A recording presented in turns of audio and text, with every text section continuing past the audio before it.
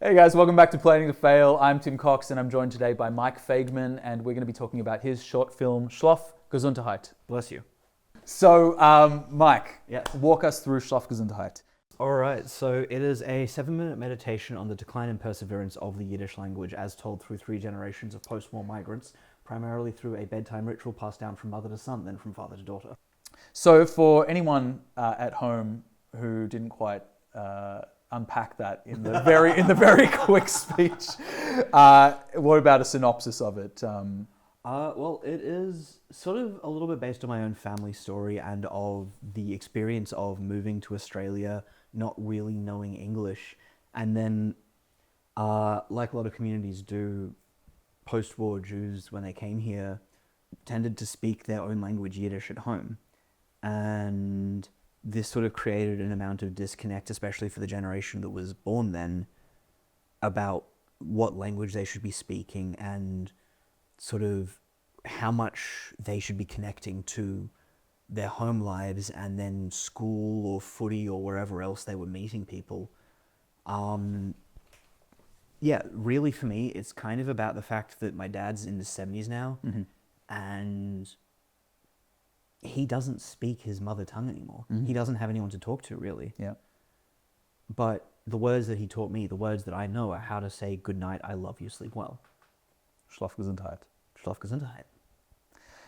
In this story, your parallel is the young girl then. That is the generation that you were. Yeah, so I would be Alice's generation. Sure.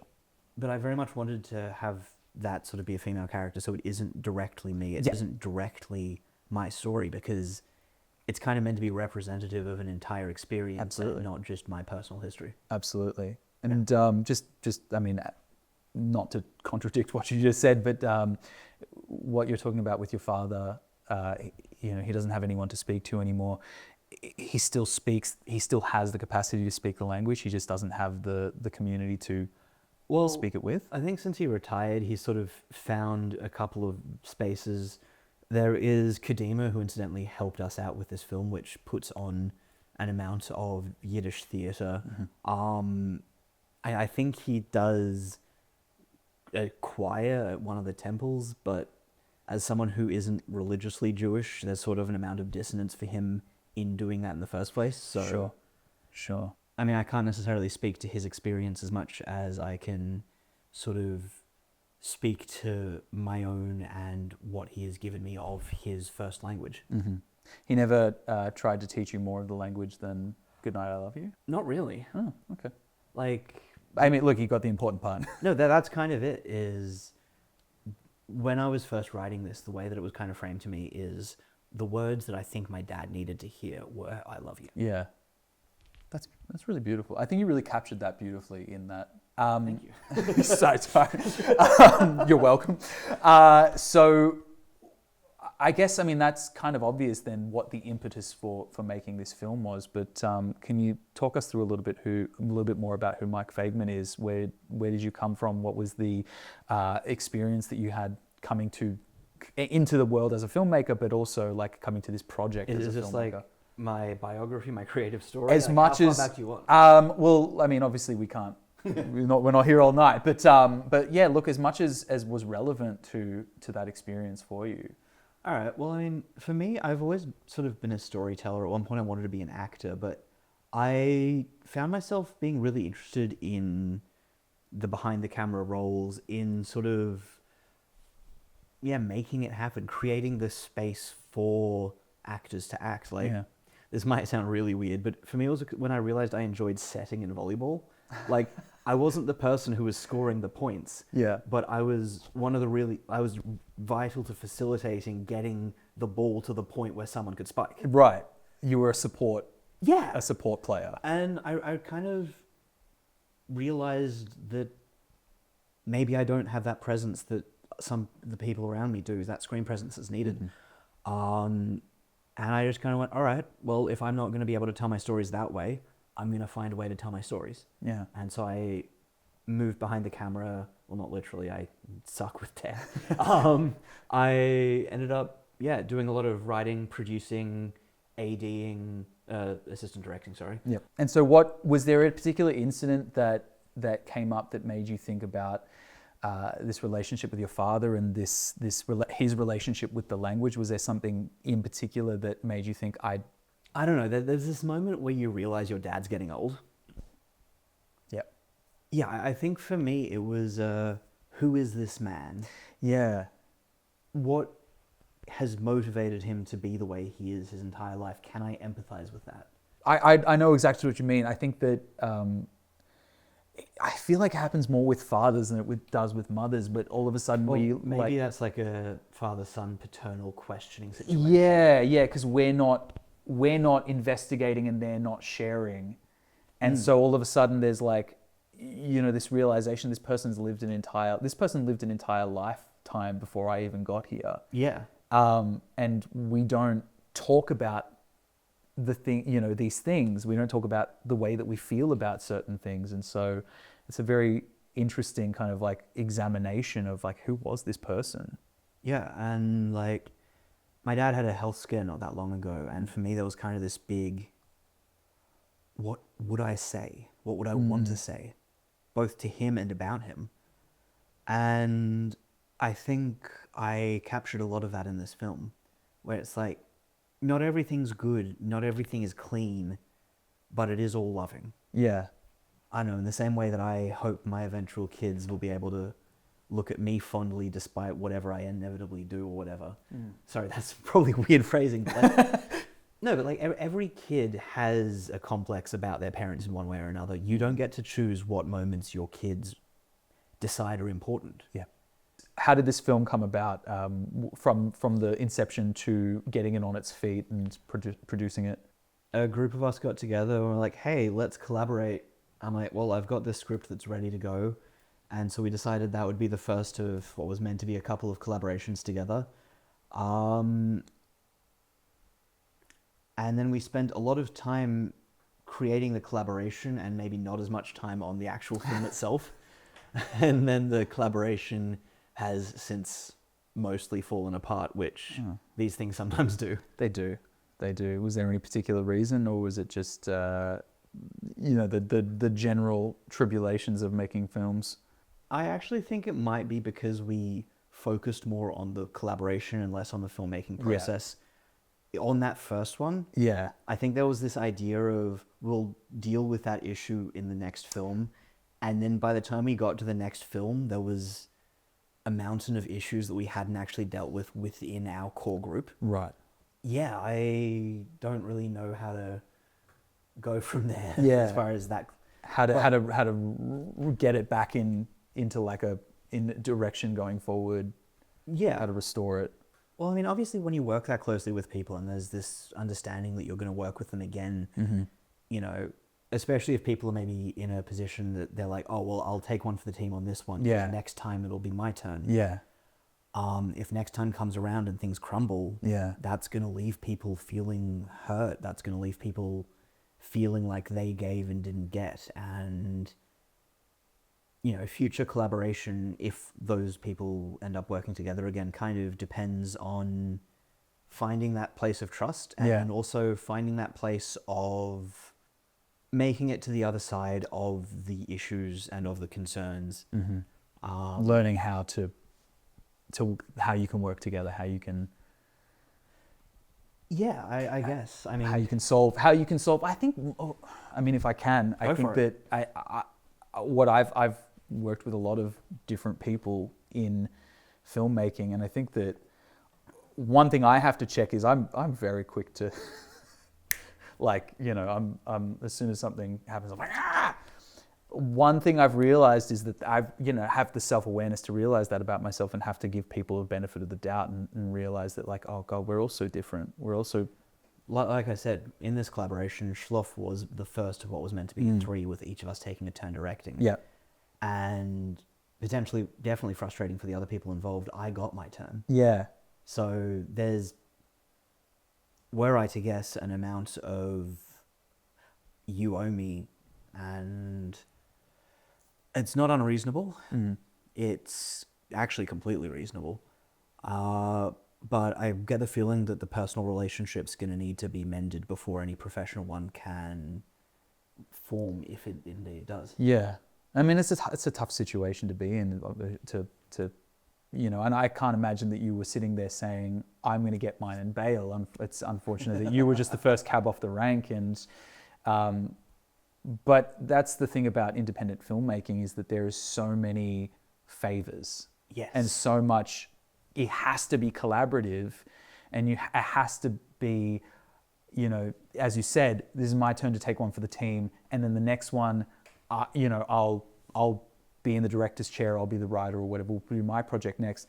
And, if you don't have something to contribute, it often feels like there's a lot of guilt that comes with that. Like, not to say that you should feel guilty, but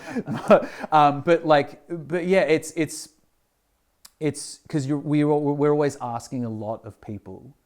Every single project. I mean, like any project that anyone gets on, hopefully they're getting some benefit from directly for themselves from that particular project.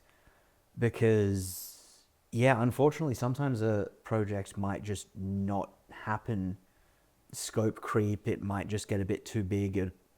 It might just sort of, that interpersonal element might not work anymore. But, yeah, the film kind of came about out of an intended collaboration. Mm-hmm. And from that collaboration, the first film that we made is something that I am absolutely incredibly proud of. Yeah, and you should be. But again, that doesn't mean that I don't feel like I owe back to, pretty much everyone that was involved. Mm-hmm. What was the size of the crew like? Was it a large crew? On the day, I think we tried to keep it to around 14, which seems to be a number that I always go to for a crew size. Well, you're very specific with that. Do you have like a particular makeup that you like to get out of what roles those crew are playing? Off the top of my head, yes, but it's sort of the balance will vary depending on what's needed on the day, what location's going to look like.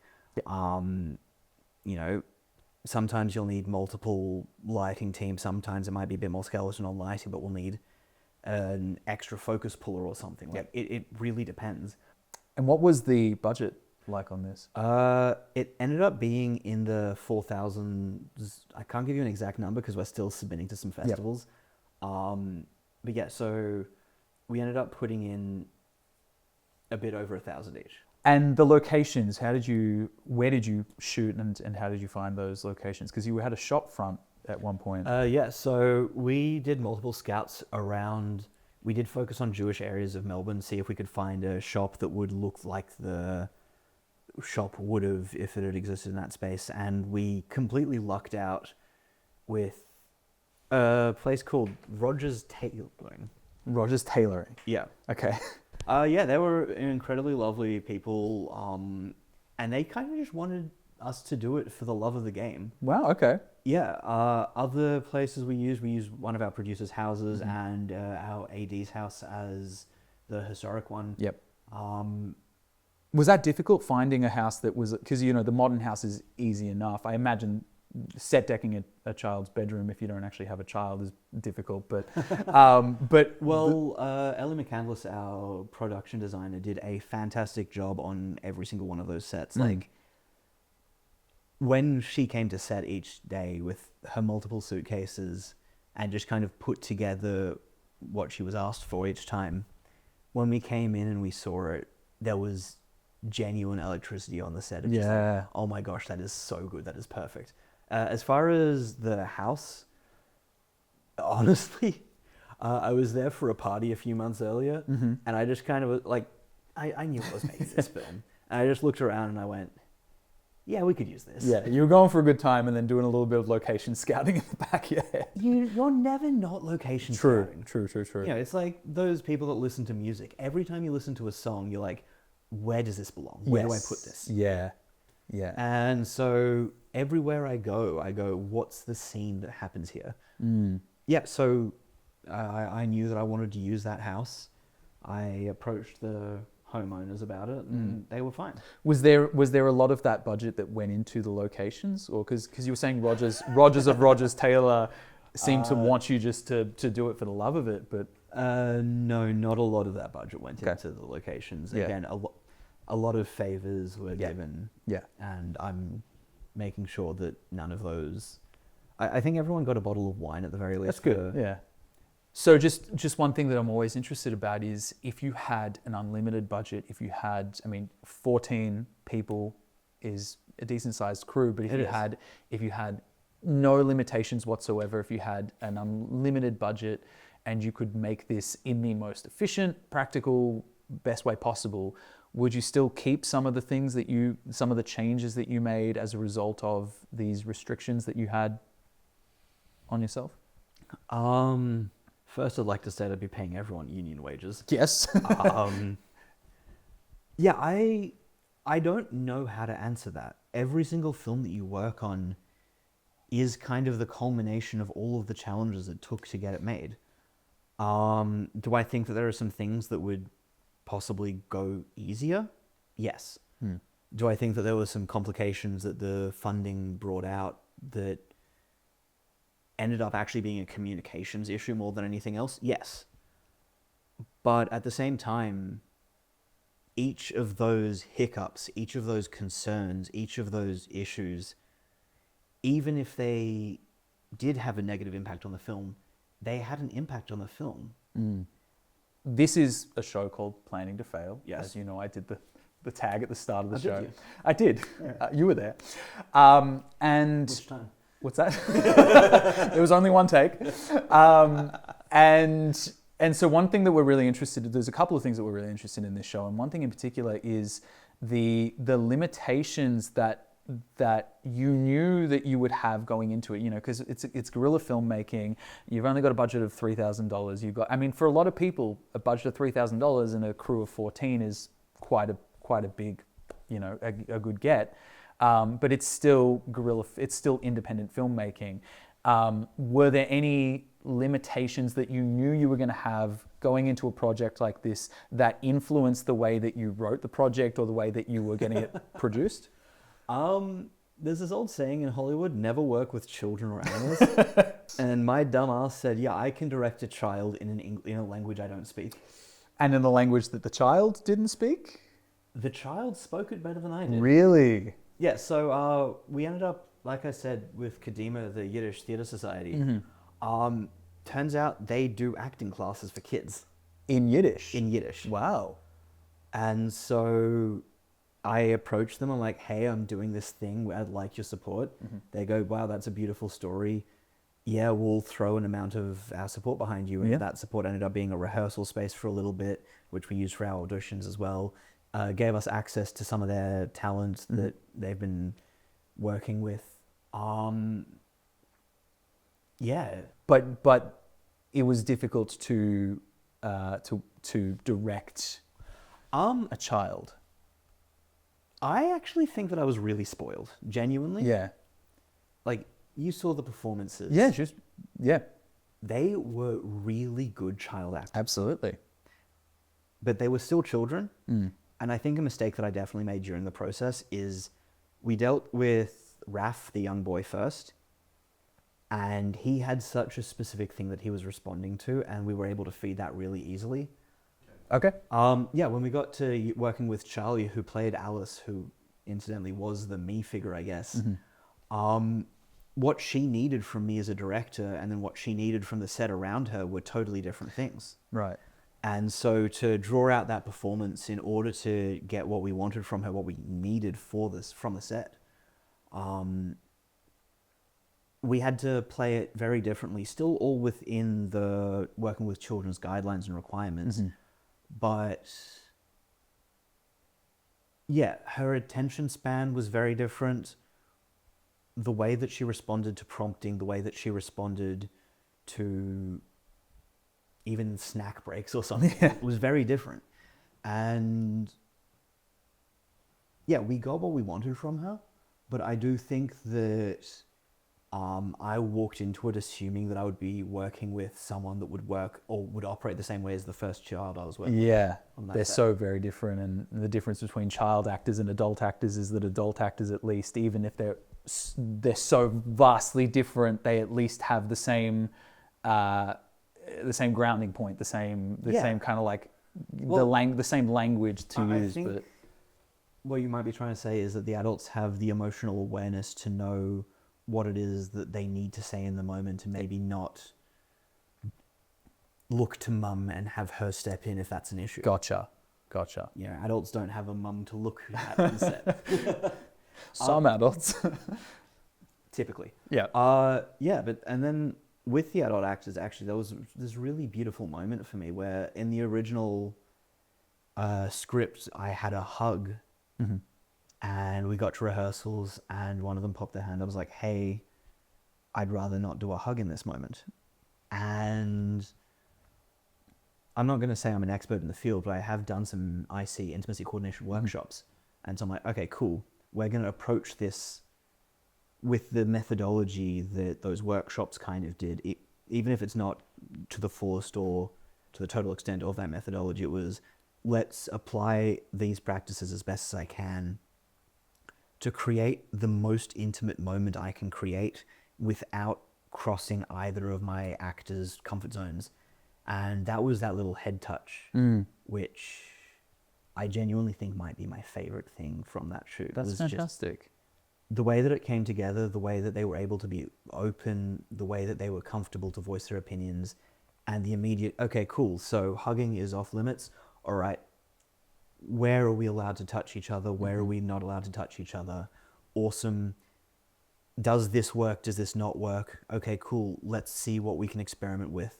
And we just ran that moment a couple of different times and a couple of different variations until we found what felt right for the actors and then what felt right for the camera. Yeah. And this was between one of the adult actors and one of the child actors? No, this was between the two adults. two adults. Okay, gotcha.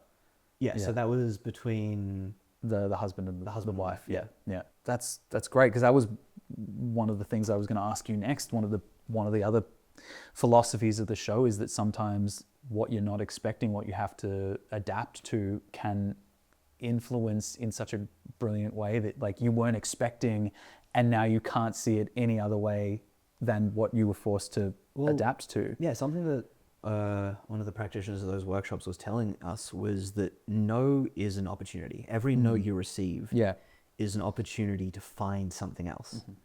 You know, it's not, this is what we're not doing. It's, here's what we need to experiment with. Here's what we need to play with. Yeah. And yeah, even in these sort of lower stakes moments, obviously IC sort of goes to some very vulnerable places. Getting to experience that process, that methodology in real time, and finding the moment between those two actors. And then, I mean, yeah, with our child performers as well, there were a couple of hugs involved, and we made sure that everyone was feeling safe, everyone was feeling comfortable, you know, that we had rehearsed those hugs. At one point, I think one of our child actors said, "Hey, I'd rather not get a hug from this person." You know, it wasn't an offense, it was just, this is where I'm at. And that became a little hand on the head moment. And again, that fed into the performance, that fed into the trust, that allowed us to take the story to the vulnerability that we needed it to. Yeah.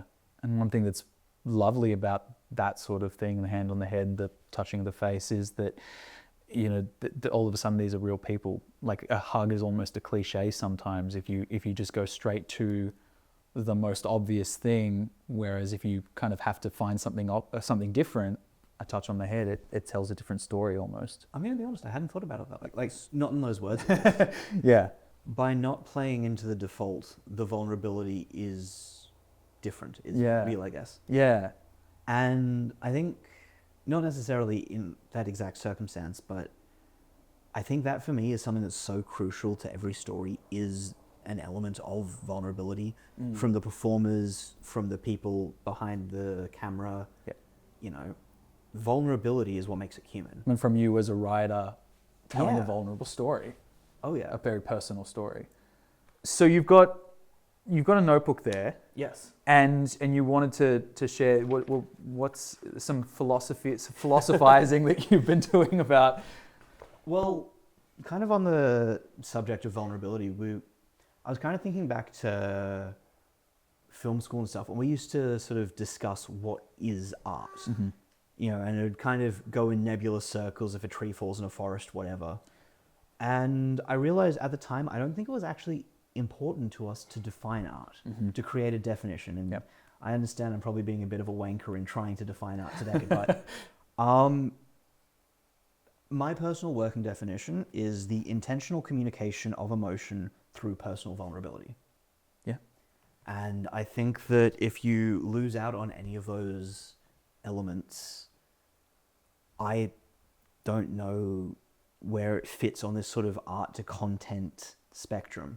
And so for me, intent, emotional communication, vulnerability.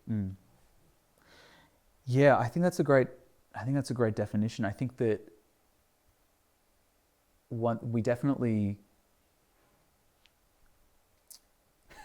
no, I'm just you're absolutely right. I think that because what I'm always stumped by is a lot of people love to say, and I mean, hell, this is kind of a lot of what this interview often is. A lot of the conversation is like, well, why did you do it? Why did you make it? And I think we so often neglect doing things just for the sake of doing them. And I'm trying to I'm often, how do you fit that kind of thing? How do you fit just making something for the sake of making something into what is art and into that definition? But I think the answer is the vulnerability. It's like if you just give something of yourself, even if you don't make it for like some explicit purpose of progressing some sort of a conversation or of whatever it is, even if it's just some silly little comedy thing that Shlof Gezunterheyt is absolutely not that, by the way. I'm just, just like an Adam Sandler movie or something as an example. Even if it's every time you create, it's your creation. Exactly, yeah. And everything that you make is a reflection of yourself. Yeah, exactly. I also have curated some film festivals, or been on the selection process would be more accurate to say.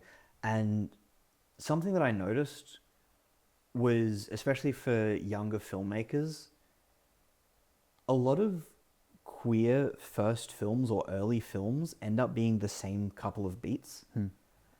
And at first I was like, oh, I'm seeing the same film over and over again. But then somewhere along the line, my brain shifted and it's like, no, this is the same vulnerability.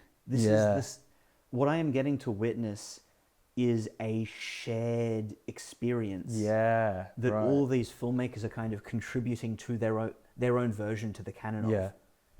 And I'm sure if I was able to break apart other sort of demographics as cleanly as queer films, I'd be able to find those patterns. I've seen it myself in another. I'm not really sure what the demographic is, but I've definitely seen, as an actor, seeing casting briefs for projects that either I auditioned for years ago or I'd seen that, and I'd look at it and I'm like, well, this seems like a bit of a cliche or something, but I think maybe you're right. Like it's a shared experience that not only is this storyteller had that experience, someone else has had that same experience and has chosen also, to. If we're looking at the age that people start filmmaking, it's usually 19 to 23 or so. And a lot of 19 to 23-year-olds are sort of navigating those same hurdles, navigating those same issues. They haven't really divorced from that high school monoculture yet, or the university one. And so the processes that they're the stories that they are able to process into a 5-minute short, a 7-minute short, are going to follow similar beats, are going to follow a similar pattern, and are going to follow a similar learning process. Yeah, especially if a lot of where they're at in their lives is about finding out who they are and establishing their own identity, and then inevitably, whatever they're making as a filmmaker, and trying to establish their identity as a filmmaker, it's going to bleed together, and they're going to start making films about their own identity and about who they are and where they came from. Yeah. And in the same way as every film student will work on the same films from a mistake standpoint, the one where you learn not to shoot in a laundromat, The one where you have a party with exactly 7 guests. Yeah. Yeah. The laundromat. These are kids that have left home for the first time. Yeah. The party with 7 friends. Yeah. Same shit. Yeah. They don't have, it's a lot to ask. These are the big emotional things that they know how to create moments around, because these are the shared experiences that they are able to process, and they haven't quite reached the point where they're able to process the ones that they're going to get to soon. Yeah. For sure. And so, yeah, when you get to see those patterns in the shorts that you watch as you watch more shorts. That's quite beautiful. Do you think, and I think, let's absolutely take this opportunity to give a plug out to the Young Australian Film Young Festival. Australian Film Festival. So I am the outreach coordinator for the Young Australian Film Festival. You know who to reach out to. I was looking for my camera. We You know are who to reach out to. in the middle of selection, and we'll be running 15 events in September. So keep your eye out for that. So just on that topic though, do you find now watching these films that all have very similar beat structures to them, do you really enjoy watching them for that nuance of of the individuality that one filmmaker has brought to the same, more or less the same story? It's taught me to be more open about watching shorts and about sort of the creativity that's possible within them. I think shorts are really interesting in that they're kind of the last format that exists in a space where you're not really choosing to watch the shorts that you're watching. Mm-hmm. And so if you come in and watch a shorts showcase that's an hour and a half long, you may be there to see 1 or 2 of those shorts, and the rest of them, you don't know what you're going to get. And it's not like YouTube or something where you can just click away if it's not for you. So I think that there is something really special in the spontaneity of what you can receive in a short film. How do you feel about that with regards to the Yiddish language? And you've made a film about that specifically. Do you think that there's some sort of responsibility from you as the child of immigrants to kind of keep that language alive, or do you think that it's just something that progress is progress? You just got to go in the direction that you're progressing. I think that I'm contributing to a canon that doesn't get contributed to too often these days. Maybe it does, and I'm just not all that aware of it. But yeah, I don't necessarily know if there is a single, clean, easy answer to that. Yeah. We all want to create. We all want our voices to be heard. We all want to be able to stand up at the end of our lives and say, I did a thing, I mattered. And 8 billion of us matter at the same time in the exact same way. Yeah. What are the prospects for this film? What's on the horizon for this film at this point? The original hope was that I could get it maybe into the Immigration Museum or something. Oh, yeah. As a piece of sort of... I wanted it to be able to play on loop in a museum. Essentially, that's how I wrote it. Yeah. If I'm talking financially, maybe I'll try turning it into a kid's picture book. Yep. Just because it's got that sort of be kind to one another sort of story. Yeah. You're able to attach yourself into, fit yourself into. And I just think I made something that can be repeated in a couple of different mediums. I mean, the way that I really thought about this film was I wanted to ask a bunch of questions, give a single emotional gut punch, and then just leave. I'm not going to answer them because it's... Yeah. Honestly, that's the best structure of a short film anyway. Yeah. You don't need to answer every single question. I want my audience to walk away going, and just to not know how they feel about it. I think that's really powerful in a short, is that it doesn't have to answer everything, that you then have to answer it. Yeah. Thanks for joining us, Mike. Thanks for sitting on the couch. Yeah, it's been a pleasure. Oh, we're doing a handshake. Are we not doing a handshake? I don't ever do handshakes with people. I don't know. We're a good handshake. We can have a good with one of those as well. And yeah, thanks for joining us.